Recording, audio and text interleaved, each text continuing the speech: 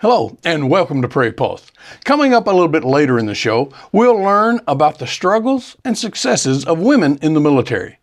But first, joining me now is our guest, the site supervisor at the Lewis and Clark Interpretive Center in Washburn, North Dakota, Dana Morrison. Dana, thanks for joining us today. Thank you very much for having me. Well, as we get started, tell us a little bit about yourself and your background, maybe.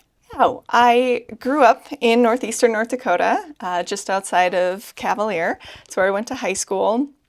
Grew up from a long line of farmers. My dad is a farmer currently. And I went to college in the Twin Cities, studied history with a minor in journalism.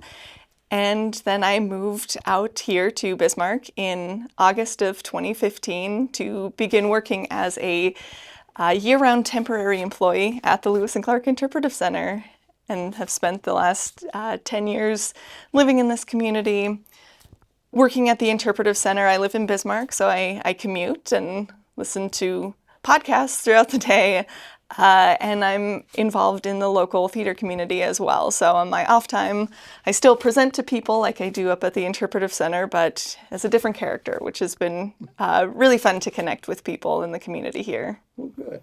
Well, let's start off with, tell the folks, what is the Lewis and Clark Interpretive Center? The Lewis and Clark Interpretive Center is a museum just on the outskirts of Washburn, North Dakota. The museum was built in 1997 as a way to bring people into the Lewis and Clark story. And it is an interpretive center that not only talks about Lewis and Clark's expedition, but we also talk about other North Dakota history that happened in that area, including a few artists that came through, the fur trade. We talk about agriculture, and we have rotating exhibits as well. So it's a gathering place for travelers to learn about this region, what happened here.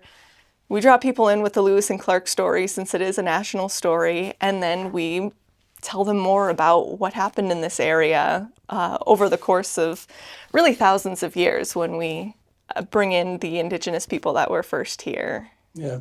With that said, you said built in 97. It's a beautiful spot and a beautiful view sitting there at the Interpretive Center. But, you know, I understand the focus is primarily on the winter of 1804 and 1805. Can you tell the people exactly why that winter is so important? Well, Lewis and Clark had 3 winter forts as they were traveling. They had a gathering spot at Camp Dubois, which is in present-day Illinois. They had one on the far west coast, just outside of Astoria, Oregon. But they had a spot in what became North Dakota called Fort Mandan, and that's what we focus on at our site as well. It was a very important winter for the Lewis and Clark expedition. If you visit other Lewis and Clark sites, there's always this debate on where the Lewis and Clark journey started. Did it start in Camp Dubois? Did it start further out east as they were gathering their materials and the idea formed under President Jefferson? We like to get in on that argument too, that our site is really where the expedition started as we know it, as the important story that we have. One of the reasons is there's a large group of people that are staying in and had built Fort Mandan, but then after that winter is over, a group of them go back east. So our site, Fort Mandan, is where the permanent party forms, and those are the people's story that we hear much more about. Probably the most important addition to the expedition is their meeting of Sacagawea. This is where they met her. They first met her husband, who came to the fort to offer his services to help in the translation line. He could speak French and Hidaza, so when they were trying to communicate with the indigenous tribes, he would be part of that chain. But his biggest contribution ended up being married to Sacagawea, and apart from Lewis and Clark, she's certainly the most recognizable person. And getting to meet her and getting to take her along, it's irreplaceable for them in their story. I don't think they quite understood the gravity of meeting her, but she certainly showed her worth many times throughout the expedition. Well, absolutely. As a young person in probably junior high or whatever, history, Sakakawea is what we remember maybe as much as Lewis and Clark. Site supervisor. What exactly do you do? I mean, do you give tours, or what do you do as site supervisor? I do give some tours. That's where I started. I was giving tours all the time in my first role at the Interpretive Center. Now I don't do that quite as much. I will still give tours. It's definitely the most fun that I get to have as part of my job.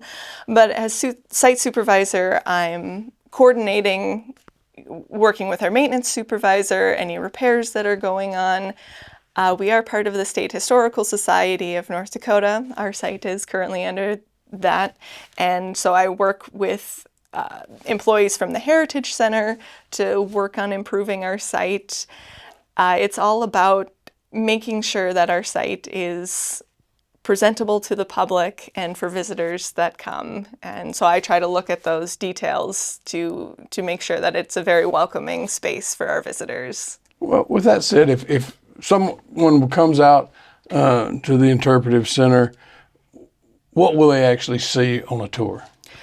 So up at the Interpretive Center, it is more of a self-guided experience with our interpreters roving, so walking around to be there to answer questions and to provide insight of what they're looking at.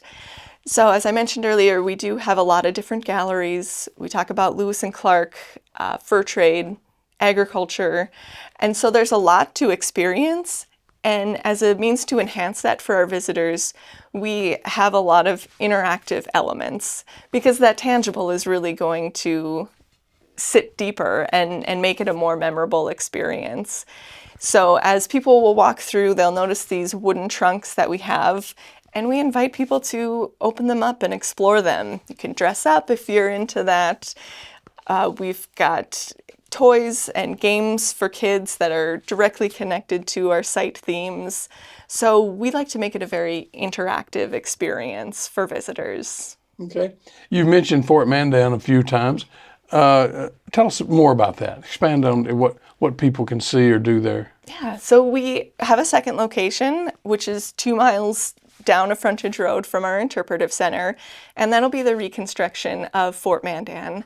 The reconstruction was built in the early 1970s, so older than our Interpretive Center, and it was built by the local community in Washburn as a memorial piece to what was built nearly 200 years before. And so it's a true-to-scale replica of the fort that Lewis and Clark and the men built and stayed in for that winter of 1804-1805. And that will be very interactive for our visitors as well. Because the structure is a replica and we furnish it with replica items, that allows our visitors to touch things, pick them up, get a closer look, and really dive into the experience of the fort. And Fort Mandan is going to be a guided experience for our visitors so they can get a lot more information and get some context of what life was like during their winter stay. You mentioned, I think you said it was built in 97, but then State Historical Society took it over in 2021? Correct. What were the differences there? I mean, so it was a private foundation before. That's who built it up and got all of the resources that we have. So they did a lot of great work over their time managing the site. And now we're under the state, which allows for more stability. And it's reassuring to have the state be able to give resources and, like I said, provide some of that stability. Well, with that said, let's go back to it. You have art collections, I believe, on display. Can you tell us about those? Yeah, under the work of the foundation, they were very diligent in collecting art collections to present to people. So some of the other subjects that we talk about outside of Lewis and Clark, we talk about Prince Maximilian and Karl Bodmer, which was a expedition that came after Lewis and Clark, followed their trail into present-day Montana and back, so didn't quite make it the whole way. But their big contribution is Karl Bodmer was a Swiss artist, And for everything that Lewis and Clark did, all of their journaling, all of their notes, they only had a few sketches in their journals. Carl Bodmer, coming about 25 years later, really brought what was out here to life for people. And so he created a collection of 81 pieces. They're 81 aqua tints, and we have a rotating display of them in our galleries. So no matter when you visit, you can always see a few of his aqua tints. Every once in a while, we get all 81 up, which just kind of takes over our whole museum, and it's pretty impressive. Carl Bodmer's counterpart is going to be George Catlin, and he might be a little more familiar to people. He has quite a few images in the National Gallery out in Washington, D.C., and we're lucky enough to have a collection of his as well, which is George Catlin's Hunting Scenes and Amusements. So he depicts exactly what it says, hunting scenes that he was part of or witnessed, and then some of the games that the indigenous people are playing. And they're here about the same time, and they're two very different styles of artistry, which is fun to compare and contrast. And then we do also have other art collections, including Michael Haynes, who is a modern-day Western artist who did a beautiful watercolor collection of Lewis and Clark's work. And we have some local artists as well that are featured in our galleries. Well, that's just a lot. So what would people see this summer, or does it rotate every few weeks? It's pretty set for the summer. Okay. We do have that Carl Bodmer collection, and we do have George Catlin's works up as well. So that'll be in our temporary gallery. And then not up this summer, but pretty soon we are working on a Guns of the Lewis and Clark expedition. So if you visit us this summer, you will see some display cases in the back that are prepped and ready to be filled. And we're really excited for that to open. You know, why is the Lewis and Clark story so important to America? I think there's a few different answers to that. You get the exploration side, which I think Americans have always been really intrigued by. You know, there's the race for space, and there's deep sea ocean exploration. There's just this drive that Americans have to explore and learn. And then I love the Lewis and Clark story for the coming together of so many different people to make this one journey work seamlessly. You know, I talked about them meeting Sacagawea, and then her husband is a French fur trapper, and you have members of the expedition that come from all sorts of different backgrounds, and they're meeting dozens of different indigenous tribes that they have to connect with. Clark has an enslaved man, so you have a black man on the expedition. Lewis has a dog, a Newfoundland dog that he travels with, and just the sense of camaraderie and working together. They were a military expedition, so I think Americans can really connect with that as well, of all of these people coming from different backgrounds for a common goal that they were able to complete not only successfully, but over and above, I think, what President Jefferson wanted from this expedition. Well, you mentioned indigenous people, and of course, you know, the opening of the West, well, it kind of meant the eventual devastation for indigenous peoples. Do you tell that side of the story as well? If we naturally come to it with a group, we do get people asking about that and what is Lewis and Clark's legacy on that end of things. Certainly Lewis and Clark were coming into territory that they knew they didn't, you know, it's not their home. They're trying to make a good impression.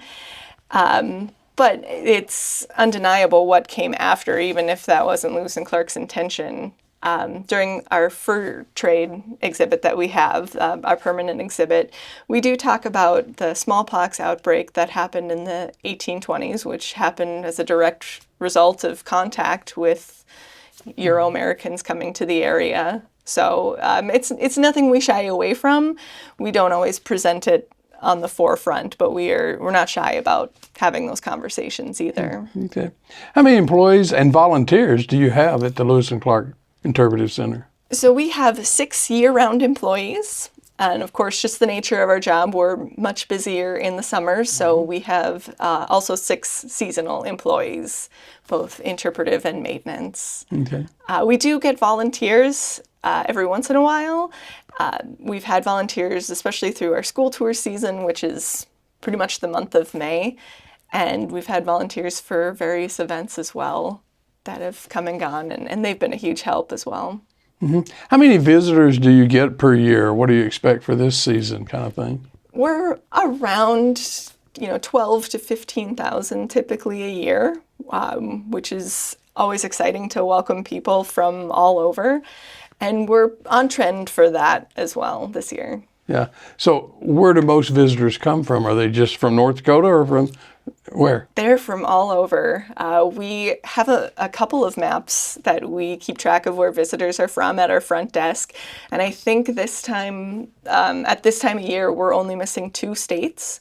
And we've got about 5 to 6 countries that people are coming from Japan, from South Africa, from different European countries. So it's a lot of fun to have people from all over the world come to Washburn, North Dakota to learn about Lewis and Clark. Well, it would be. What are your hours? I mean, do they change in the summer or what? Yeah. Yep. So during the summer, from May through September, we are open 7 days a week from 9 a.m. to 5 p.m. So you can always come and find us. And then on our off season, we are closed on Sundays and Mondays, still open 9 to 5. Okay. Oh, can you tell us maybe 1 or 2 things that maybe surprise visitors when they come? I think my favorite thing is we are also advertised as a 24-hour rest area. So you can always visit our site if you need a break. And those visitors that don't know that we're a museum, they'll look of wonder as they walk into our site. They were just looking for a bathroom, and then all of a sudden, here's all of this information and this history that they can engage in. I think another thing that people are surprised at our site is just how long they stayed in Fort Mandan. Fort Mandan is where they spent the longest amount in one spot. It was all dependent on the weather, but it has a lot of historical significance for their expedition, and a lot happened during that winter that we get to tell people about. Mm-hmm. I noticed a smile on your face, but Dana, what is the best part of your job? It just seems to come out in just meeting with people from all over the world. I have a passion for history. I've worked at the site for 10 years, and I still get excited to tell the Lewis and Clark story. And to be able to have that connection person to person, there's nothing like it. Yeah. Well, if people want more information, if they want to find out more, where can they go? Who can they contact? We have a Facebook page and Instagram, Lewis and Clark's Fort Mandan, if you search for us. We do have a webpage under the Historical Society website as well. So if you Google us, Lewis and Clark Fort Mandan, Lewis and Clark Interpretive Center, we'll be have a page under there. And you can always just give us a call. We're happy to chat with you about anything you want to know. Okay. Well, Dana, thanks so much for joining us today. Thank you. Stay tuned for more.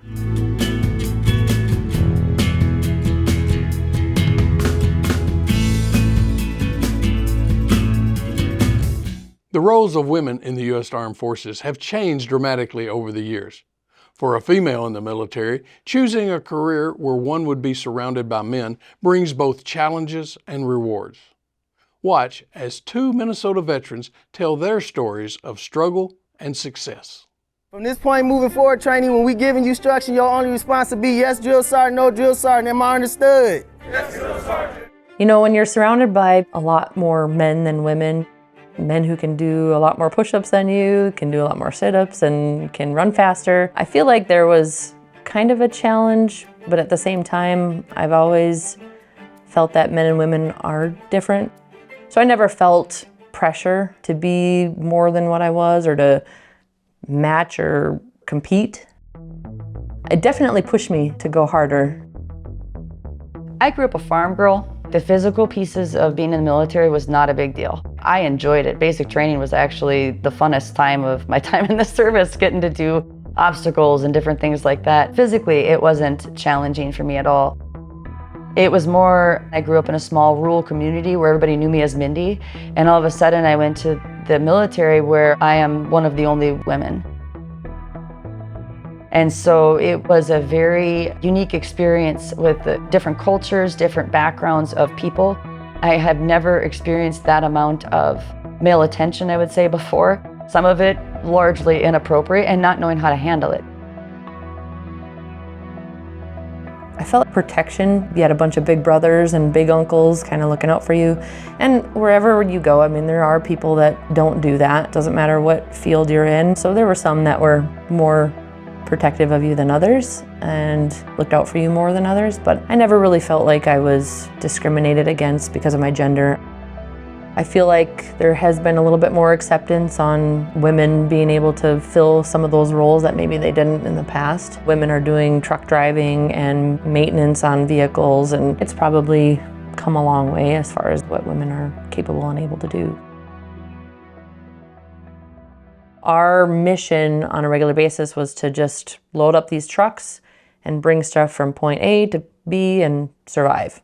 My job was the weapons and making sure they were clean, making sure that they were functional and all that stuff. I don't know if it was a job that I necessarily was wanting, but I really enjoyed doing it because I had my own arms room, I had my own way of doing things, my own system. I did feel like it was a very important job. If any of those weapons went out and they malfunctioned, I would have felt like that was on me. I was on a convoy and we got some small arms fire, which the direction when we get small arms fire is just blow through. We just keep on going. The only time we stop is if there's a casualty. I think it really kind of awakened us to the reality of this is war. This isn't just missions. We literally could die out here. I got home. I actually moved in with my mom in the very beginning. That was just kind of the plan all along, and she was growing concerned because I was up all night and sleeping all day, and she made a couple of comments that I was different, that I had changed. And I went to a veteran therapist who said it's probably PTSD related. So then I kind of started down that road of like, okay, well, let's try to fix and figure this out. What ended up really pulling me out of depression or anxiety or just the life that I was living, I think it was my faith. I think my faith grew really strong. As a woman, sometimes we get in this mindset of we need to prove something. We need to prove who we are. We need to prove our value. And men and women, although we're different, we're equal in value. And what we do matters, and what we do makes a difference, whether we're doing as many push-ups or not doing as many push-ups, or whether we're at the front lines or not at the front lines. What we're doing matters and makes a difference. Fort Hood, Texas was my first duty station. It was the first day at my duty station when I in process that I was sexually assaulted. As a 20-year-old young woman, limited experiences outside of here, it was different. I had in-processed late in the evening, and the staff sergeant that in-processed me was my perpetrator. I still am not sure that I would have came forward with it, but he was going to be a Navy chaplain and had just graduated seminary school. And I knew that if I didn't say anything, that there would be other women. But that investigation took 6 months, and so I was stuck in Fort Hood for 6 months, now feeling like I'm wearing a scarlet letter, and a little bit scared of retribution. After I came forward, 13 other women also came forward. And then it turned into drinking more alcohol as well. I ended up really developing an addiction. And so for me, there was a lot of challenges, I would say, during that time that wasn't related to being deployed. It was just related to a lot of different things that had accumulated over time. When I got back out of the service, I had came back to this area here in Bagley, and I started going to AA meetings. I started chairing AA meetings. I started working in the jails with another gentleman doing AA meetings for females that were incarcerated. And in the interim, I decided I'm going back to school to use my GI Bill and all of those things. And I took my first psychology course. and I just lit up with passion. It does seem that veterans are a little more open to therapy with a veteran. And I've had several on my caseload that I think it's been incredibly beneficial because I can speak their language and I can empathize and I can understand, and they don't feel like they're gonna break me. I have a nickname at work. They call me the Velvet Hammer because you're smooth but effective, because I am very blunt. They joke around and say I use like trucker speak to connect with people, but I can use all the intelligent words as well. But I just be very genuine and very real, and that I think connects, more than anything. I think that there's definitely a lot more women that are in leadership now than probably were before. I remember when I went through AIT, we had one female drill sergeant, but really it was male predominant. And now they have drill sergeants that are females, you have commanders that are females, you have first sergeants that are females. And so I think that as time has went on, with more women being in the military, they have risen up to the ranks and taken roles of leadership and really supported other female military members. So I think that that's a good thing. I can definitively say that the struggles and the suffering that I have endured has made me strong. So my goal in life is just to give people hope.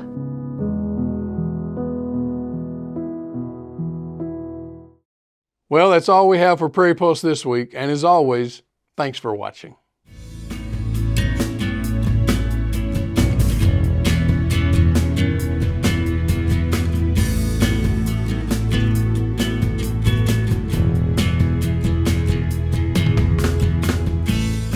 Funded by the Minnesota Arts and Cultural Heritage Fund, with money from the vote of the people of Minnesota on November 4, 2008. And by the members of Prairie Public.